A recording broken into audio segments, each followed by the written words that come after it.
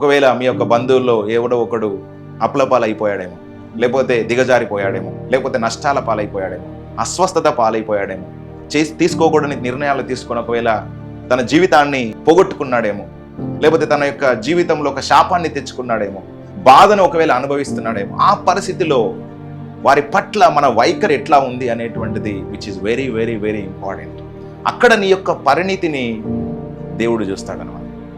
ఇతరులు కష్టముల్లో ఉన్నప్పుడు, లేకపోతే నీ సహోదరుడో నీ సహోదరో, లేకపోతే నీ బంధువో నీ స్నేహితుడో, నీకు తెలిసిన వాళ్ళో, నీ దగ్గర వాళ్ళో, లేకపోతే నీ శత్రువులో, నీతో పాటు కొంతకాలం ఉండి నిన్ను విడిచిపెట్టి వెళ్ళిపోయిన వాళ్ళు ఒకవేళ శ్రమలో ఉన్నప్పుడు, కష్టాల్లో ఉన్నప్పుడు వారి స్థితిని చూసి మనము ఎప్పుడు కూడా ఆనందించవద్దు.